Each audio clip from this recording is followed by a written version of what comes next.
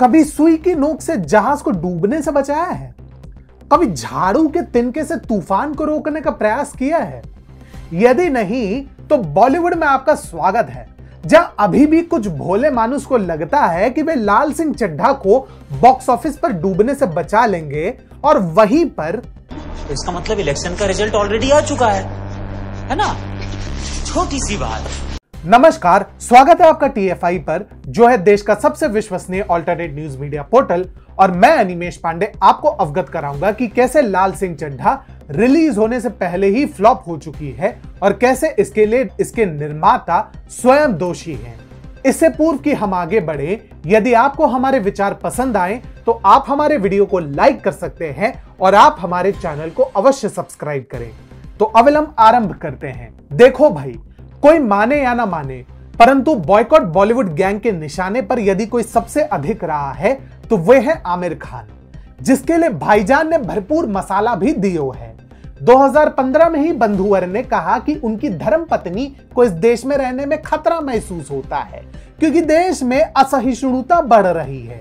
तभी से लोगों ने आमिर के विरुद्ध बॉयकॉट की तलवारें बुलंद कर ली और दंगल के बहिष्कार का निर्णय किया। अब वो बात अलग थी कि फिल्म को भारतीय बॉक्स ऑफिस पर 300 करोड़ का लाभ मिला और चीन से लगभग 1400 करोड़ की भीख मिली, वो अलग। परंतु वो कहते हैं ना, सब्र का फल सदैव मीठा होता है। अगले ही वर्ष आमिर खान लेकर आ गए सीक्रेट सुपरस्टार। रोल भले ही छोटा था परंतु भूमिका तो थी ही, और भाई साहब इस फिल्म के निर्माता भी थे। परंतु महोदय ने एक गड़बड़ भी कर ली, सीधे दीपावली पर अजय देवगन से भिड़ गए और परिणाम सीक्रेट सुपरस्टार को गोलमाल अगेन के मुकाबले अपने बजट निकालने के भी लाले पड़ गए। तो साला ये दुख का खत्म नहीं होता बे। परंतु जो अपनी गलतियों से सीख ले वो आमिर खान कहां। अगले ही वर्ष लेकर आ गए ठग्स ऑफ हिंदुस्तान, जो देश के तब के सबसे बहुप्रतीक्षित फिल्मों में से एक थी। बड़े स्केल पर लॉन्च की गई, विजय कृष्ण आचार्य द्वारा निर्देशित और बड़े सितारों से सुसज्जित इस फिल्म को देखकर लगा कि बस अब गर्दा उड़ाएंगे मिस्टर परफेक्शनिस्ट। परंतु हुआ ठीक उल्टा। फिल्म इतनी खराब और सुस्त निकली कि 50 करोड़ का ओपनिंग लेने के बाद ही अगले ही दिन औंधे मुंह गिरने लगी और देश के सबसे सफलतम सितारों में से एक से शीघ्र ही देश के सबसे असफल सितारों की श्रेणियों की ओर भगने लगे आमिर खान। क्या करें, साला जिए कि नहीं जिए। परंतु प्रश्न तो अभी भी वही है, लाल सिंह चड्ढा में ऐसा क्या है कि वह रिलीज होने से पूर्व ही फ्लॉप हो गई। सर्वप्रथम तो इसने इतनी बार रिलीज डेट बदले हैं कि लोगों में इसके प्रति तनिक भी उत्सुकता नहीं रही। परंतु रिलीज डेट तो रॉकेटरी, केजीएफ, आरआरआर, विक्रम इत्यादि के भी बहुत बदले, तो उसने जनता में उत्सुकता कैसे बनाए रखी? Good question. असल समस्या तो यहीं पर है।